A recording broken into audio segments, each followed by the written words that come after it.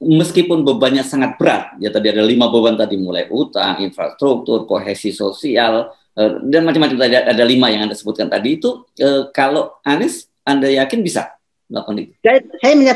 Saya katakan tadi, kalau dari segi kapasitas, oke. Saya kan 3 tadi menyatakan. Ada orang menambahkan dukungan internasional. Saya bilang dukungan internasional itu akan datang sendiri kalau lihat bahwa ini untuk rakyat. Yang kedua, dukungan rakyat. Ini dua-duanya Anies punya. Yang perlu dipertanyakan adalah dukungan partai politik dan apakah Anies bukan warisan dari Jokowi,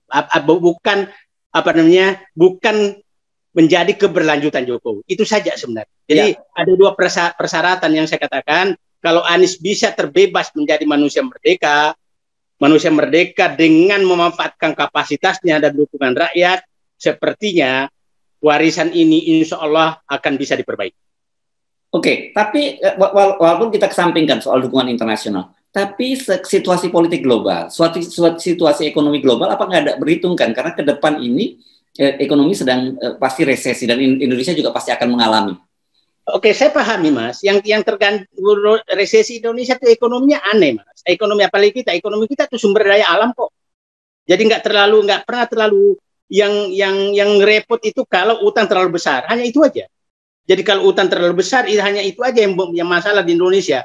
Anda tidak perlu takut bahwa kehabisan pangan, energi apa segala itu nggak terlalu. Jadi hanya 2, itu kurs sama karena kurs terkait dengan energi. Yang kedua adalah utang luar negeri. Utang luar negeri kan tidak terlalu besar. Jadi kalau dia konsentrasi saja, 3 hal saja dikonsentrasi, 4 hal yang konsentrasi Anies itu. 1 adalah kurangi beban utang terhadap APBN. Yang kedua, hentikan infrastruktur mangkrak dan proyek yang tidak bermanfaat bagi rakyat. Yang ketiga adalah bangun kohesivitas sosial kembali dengan ketawa-ketawa apa segala gitu. Nah, yang keempat adalah lakukan penegakan hukum. Saya pikir insya Allah rakyat kembali berjoget di luar istana, bukan di istana berjoget. Jadi saya hanya titip Pak Anies, bikinlah rakyat berjoget dan jangan Anies berjoget di istana. Itu saya pikir. Ini hal yang berbeda loh ya. Iya.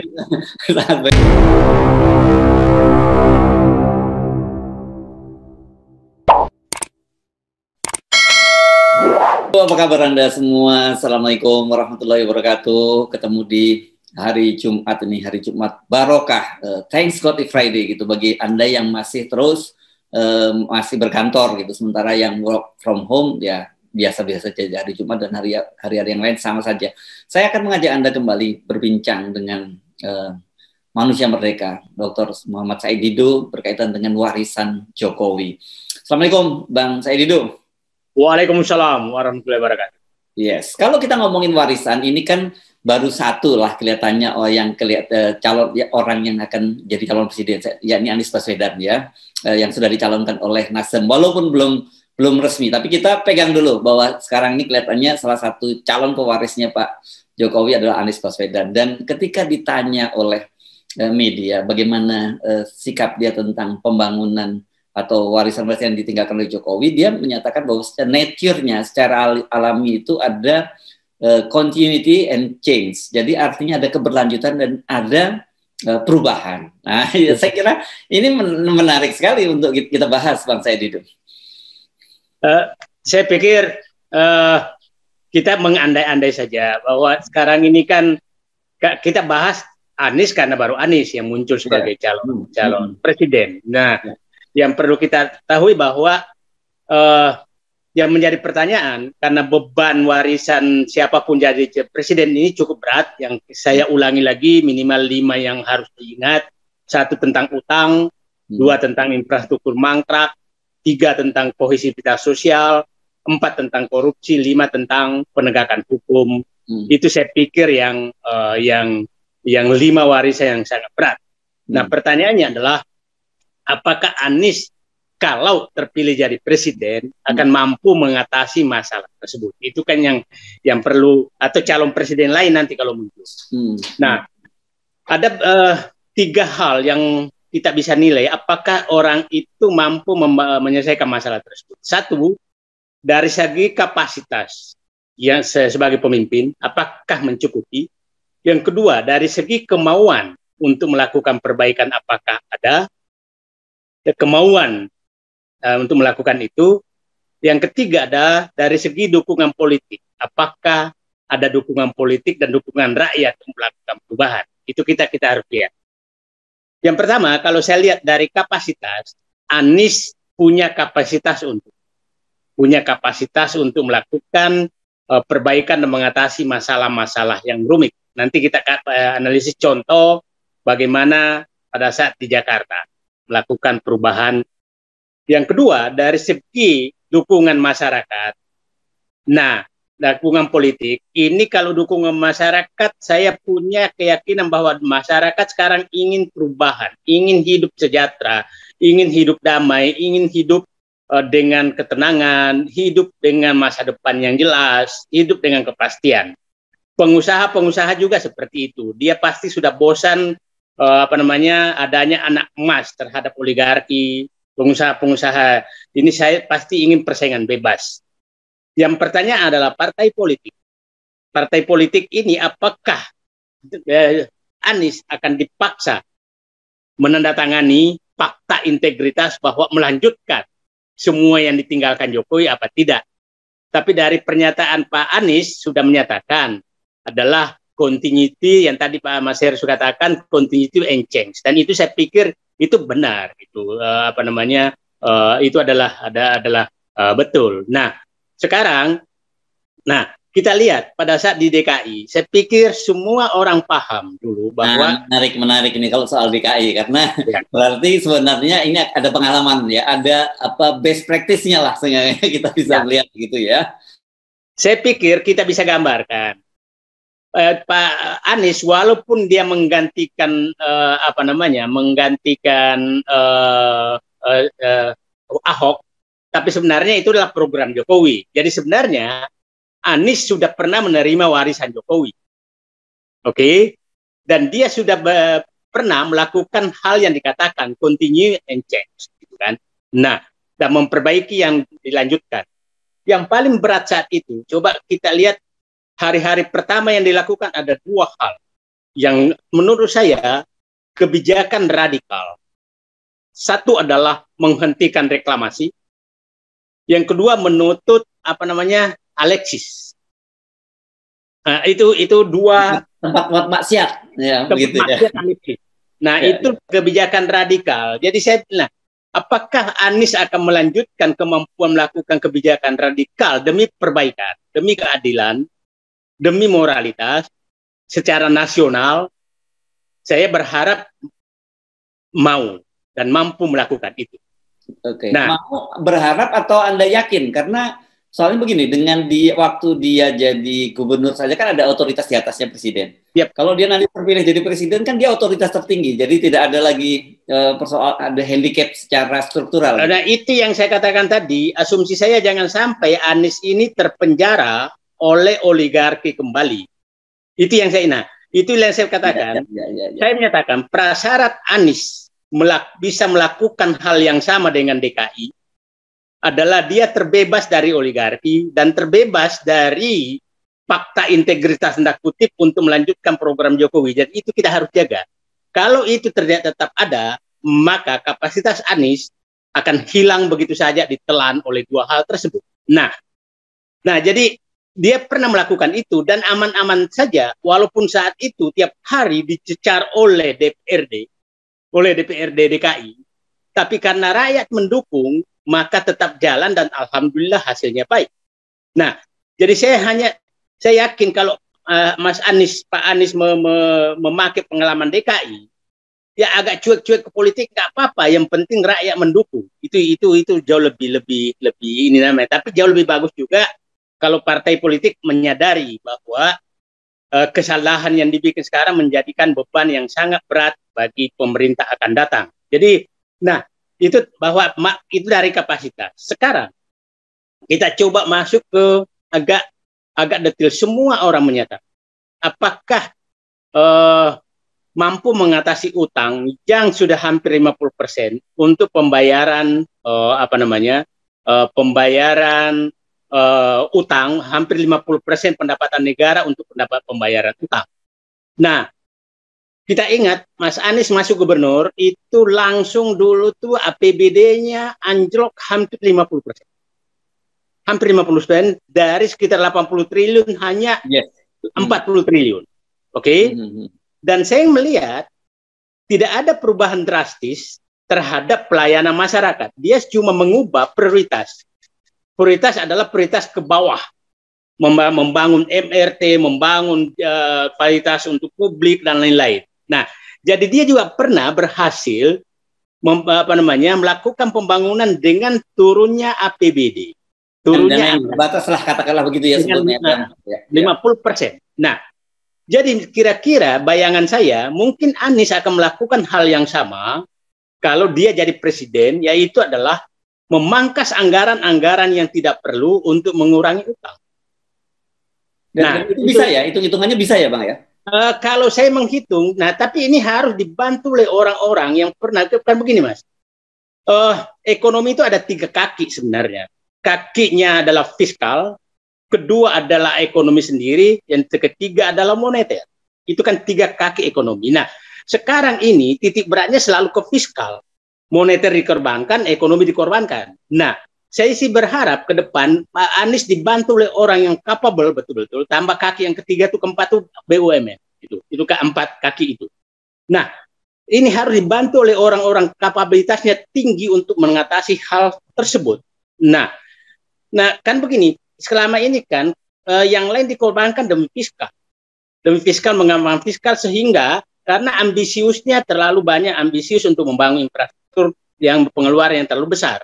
Nah, kemungkinan Pak Anies akan memilih dulu yang kira-kira memberikan kesejahteraan rakyat, tidak terganggu kesejahteraan rakyat, dan mengurangi yang lain. Nah, tentang utang ini kita harus berpikir, karena kalau ini tidak ada pemikiran yang agak radikal mengatasi utang, ini siapapun presidennya, kalau sudah hampir 1.000 triliun dipakai bayar utang, nah, bayar utang 50% pendapatan negara, maka berat sekali. Nah, caranya adalah 1, mengurangi utang, 2, mengurangi bunga utang, 2, 3, melakukan rescheduling agar beban utang nih. Nah, ini dibutuhkan orang yang membantu Anies untuk itu, untuk melakukan itu. Dan saya pikir banyak sekali orang yang seperti itu mampu melakukan itu. Nah, itu caranya jangan terlalu dibuka sekarang dulu. Itu caranya insya Allah banyak. Ya. Tapi adalah satu tadi masalah utang, kurangi jumlah utang, restrukturisasi utang, kurangi bunga utang. Itu caranya ada, Mas Heru.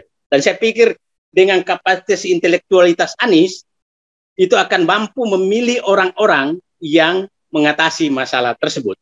Nah, tentang ini, yang selalu disorot Anies ini adalah dicap bahwa dia ada memberikan gelar Bapak politik identitas. Ya, itu. Nah, setelah saya melihat dinamika Mas Heru, ternyata yang teriak-teriak politik identitas ini memang hanya benci Anies. Bukan karena identitas, karena di Nasdem sendiri pada saat Anies ditetapkan, maka orang yang paling teriak politik identitas itu langsung keluar dari Nasdem. Artinya mereka ini adalah justru, semua komandan buzzer itu menyerang Nasdem setelah Nasdem memilih Anies. Jadi bukan politik identitas terhadap Anies, tapi dia tidak suka memakai identitas seperti Anies, gitu loh. Untuk siapa? Ini politisasi politik identitas artinya ya gitu ya. Dan saya melihat Anies dengan kesabarannya, ya saya angkat 2 jempol terhadap kesabaran beliau menghadapi hinaan tanda kutip dari semua pihak kepada dia, termasuk membuat meme yang aneh-aneh, dia hadapi dengan tenang dan merangkul semua pihak. Tidak pernah dia jawab terhadap tuduhan politik identitas. Orang selalu menyatakan bahwa dia menjual politik identitas saat menghadapi Ahok. Padahal sebenarnya yang menyerang identitas orang lain adalah Ahok, bukan Anies yang yang mengangkat politik, tapi dibalik. Dan saya pikir Anies menjawab semua itu dengan karya nyata di DKI, dengan merangkul semua pihak untuk menghapuskan bahwa memang dia tidak membawa misi politik identitas dalam prakteknya, gitu loh Mas. Dengan dia pertama kali yang mencalonkan Nasdem saja, saya kira soal ini sudah jadi terbantahkan kan, karena Nasdem ini kan sebelumnya juga termasuk yang bersuara keras soal itu, termasuk mendukung berat Ahok pada waktu Pilkada 2017 lalu kan. Saya katakan Nasdem ini memang lihai dalam berpolitik, tapi saya nyatakan bukan hanya lihai. Tapi saya berharap Nasdem ini menjadi penjuru, partai yang menjadi penjuru bahwa titik beratnya adalah untuk perbaikan negara ke depan. Itu yang saya berharap. Karena sepakat ya. Karena kemungkinan besar pada saat mendukung Jokowi pun dia berharap seperti itu. Tapi ternyata di perjalanan, saya lihat di Pak Jokowi itu sebenarnya perjalanan 1-2 tahun itu oke kok. Tahun ketiga itu kelihatan sekali bahwa ada tekanan setelah memecat Anies Baswedan, Sudirman Said, Ferry Muslim Baldan, kemudian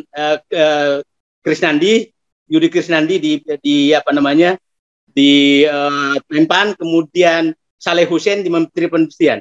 Di situ kelihatan, karena kita lihat karakter orang-orang yang dipecat ini, diberhentikan ini, di reshuffle ini. Nah, ini adalah karakter orang-orang yang setelah itu Riza Ramli, ya kan, karakter orang-orang yang memang tidak takut kepada oligarki. Jadi simbol bahwa dia terpenjara oligarki setelah melakukan reshuffle itu. Ditambah pada saat periode kedua tambah rusak, itu tambah kelihatan bahwa nggak kuat melawan oligarki. Susi Pujiastuti yang kerja baik juga harus tidak dipakai lagi dan lain-lain. Itu masih harus. Jadi, nah mungkin Nasdem melihat bahwa ternyata dia kalah dan salah dalam memilih awal, tertipu lah, tanda kutip, tertipu dengan karakter itu. Nah, setelah itu kemungkinan lihat dan dia menyadari dengan pernyataan Suryo Paloh bahwa buzzer ini sudah merusak negeri ini. Saya pikir itu simbol puncak kesadaran bahwa negara ini harus kembali dieratkan dengan kebersamaan. Saya pikir itu ya lebih bagus lah dibanding dia nggak sadar dan berani ngambil keputusan. Dan saya partai-partai lain masih menari dengan gendangnya, dia sudah menutup tarian itu dan mengumumkan bahwa acara selesai. Ya. Saya kira lepas dari soal itu, itu kita mesti sepakati dalam soal ini. Nasdem punya jasa dalam tanda petik, berani dia cross the line gitu ya, dia menyeberang jembatan gitu dan menutup jurang pemisah di antara warga negara yang terjadi selama ini kan, perpecahan di antara kita itu ya. Itu keberanian yang saya kira harus puji, dan walaupun itu jangan dianggap bahwa dia hanya mendapat keuntungan, tapi juga ada risiko yang dia tanggung. Orang kan sering lupa ya, karena saya juga mencermati banyak orang yang marah gitu ya. Bukan hanya kalangan buzzer, tapi kalangan yang pendukung Anies pun juga marah dengan Nasdem gitu. Tapi dia tidak tahu bahwa apa yang dilakukan oleh Nasdem itu juga punya harga politik yang mahal. Bisa mungkin dalam 1-2 hari ini atau pekan ke depan kita akan dengar ada yang di reshuffle gitu mereka kan.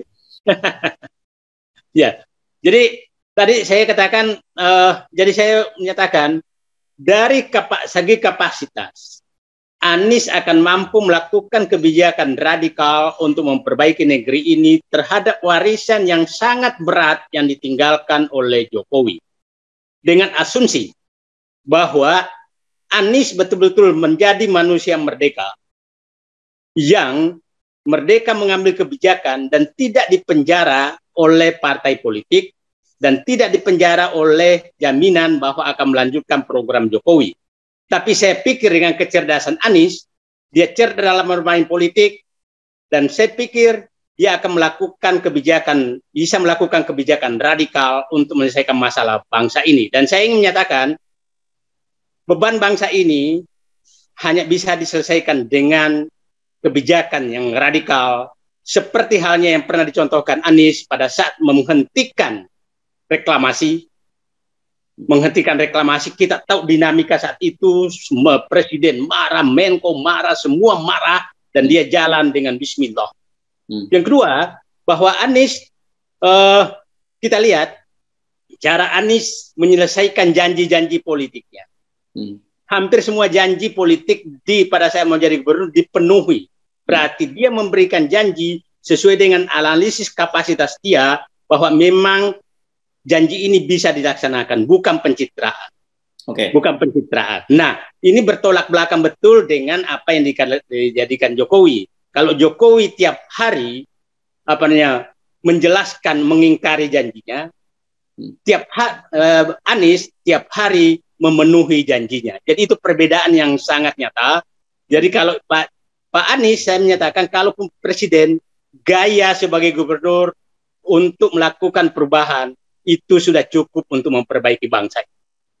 Nah tadi Anda kan menyebut ada 3 ya syaratnya, 1 kapasitas, kemudian dukungan politik dari masyarakat kan gitu. Nah tapi dari sisi partai politik ya dan dari sisi kepentingan kelompok kepentingan, karena bagaimanapun kita tahu lah sekarang di belakang-belakang partai politik itu juga banyak sekali kelompok kepentingan yang ada. Apakah dia bisa melakukan itu? Karena Anda sendiri mengidentifikasi bahwa Pak Jokowi itu sebenarnya juga tapi belakangan kemudian Pak Jokowi tidak bisa menghadapi tekanan dari para kelompok kepentingan atau kelompok oligarki. Jadi gini, partai politik sebenarnya itu yang dibutuhkan adalah keadilan. Jadi jangan keadilan. Jadi kalau semua tidak dapat, maka dia terima. Nah, yang masalah sekarang itu karena semua harus dapat.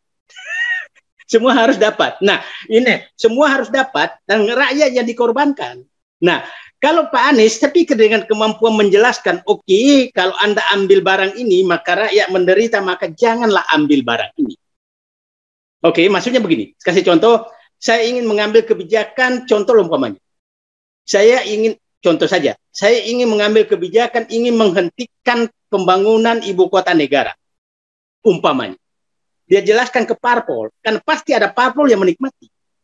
Tapi dengan kemampuan menjelaskan, kalau ini dilanjutkan, maka akan terjadi begini, maka saya yakin dan menjelaskan secara terbuka, rakyat akan mendukung keputusannya. Jadi saya pikir hanya itu caranya. Jadi, partai politik ini juga kan saya melihat bahwa sekarang ini kan partai politik, karena memang mereka berlomba bahwa seakan-akan hanya partai politik yang punya uang lah yang akan memenangkan pertarungan. Jadi saya pikir yang perlu dilakukan Pak Anies juga adalah reformasi politik yang mengurangi biaya berpolitik sehingga tidak perlu partai politik itu banyak uang. Karena sumber segala masalah ini adalah karena politik mahal. Itu sebenarnya. Jadi kalau Pak Anies dengan kemampuan kepemimpinannya, deh kita rubah undang-undang partai politik. Dengan tenang, dengan gaya intelektualnya dia, kita bikin demokrasi yang makin baik. Kita hilangkan presidensial threshold. Ya kan kita ini, dan saya pikir mereka terima dengan baik, dengan bahwa ini kita perbaiki ke depan lah daripada terjadi tanda kutip rakyat menderita dan terjadi reformasi atau semi revolusi. Itu saya pikir pilihan yang harus sampaikan. Nah, jadi kesimpulan Anda, meskipun bebannya sangat berat, ya tadi ada 5 beban tadi, mulai utang, infrastruktur, kohesi sosial, dan macam-macam tadi ada 5 yang Anda sebutkan tadi itu, kalau Anies, Anda yakin bisa melakukan itu? Saya menyatakan, saya katakan tadi, kalau dari segi kapasitas, saya kan 3 tadi menyatakan, ada orang menambahkan dukungan internasional. Saya bilang dukungan internasional itu akan datang sendiri kalau lihat bahwa ini untuk rakyat. Yang kedua, dukungan rakyat. Ini dua-duanya Anies punya. Yang perlu dipertanyakan adalah dukungan partai politik dan apakah Anies bukan warisan dari Jokowi, bukan menjadi keberlanjutan Jokowi. Itu saja sebenarnya. Jadi ada 2 persyaratan yang saya katakan. Kalau Anies bisa terbebas menjadi manusia merdeka dengan memanfaatkan kapasitasnya dan dukungan rakyat, sepertinya warisan ini insya Allah akan bisa diperbaiki. Tapi walaupun kita kesampingkan soal dukungan internasional, tapi situasi politik global, suatu situasi ekonomi global, apa nggak ada berhitungkan? Karena ke depan ini ekonomi sedang pasti resesi dan Indonesia juga pasti akan mengalami. Saya pahami Mas, yang tergantung resesi Indonesia itu ekonominya aneh Mas. Ekonomi kita itu sumber daya alam kok. Jadi nggak pernah terlalu yang repot itu kalau utang terlalu besar. Hanya itu aja. Jadi kalau utang terlalu besar, hanya itu aja yang masalah di Indonesia. Anda tidak perlu takut bahwa kehabisan pangan, energi apa segala itu nggak terlalu. Jadi hanya dua, itu kurs sama karena kurs terkait dengan energi. Yang kedua adalah utang luar negeri. Utang luar negeri kan tidak terlalu besar. Jadi kalau dia konsentrasi saja, tiga hal saja dikonsentrasi, 4 hal yang konsentrasi Anies itu. Satu adalah kurangi beban utang terhadap APBN. Yang kedua, hentikan infrastruktur mangkrak dan proyek yang tidak bermanfaat bagi rakyat. Yang ketiga adalah bangun kohesivitas sosial kembali dengan ketawa-ketawa apa segala gitu. Nah, yang keempat adalah lakukan penegakan hukum. Saya pikir insya Allah rakyat kembali berjoget di luar istana, bukan di istana berjoget. Jadi saya hanya titip Pak Anies, bikinlah rakyat berjoget dan jangan Anies berjoget di istana. Itu saya pikir pesan itu hal yang berbeda loh ya. Iya. Sangat baik. Optimisme Anda luar biasa ini. Karena di tengah situasi yang sekarang sedang suram begini, penting juga lah mendengar optimisme seperti ini. Baik, terima kasih Bang Saidi dulu. Ya. Assalamualaikum warahmatullahi wabarakatuh. Waalaikumsalam warahmatullahi wabarakatuh.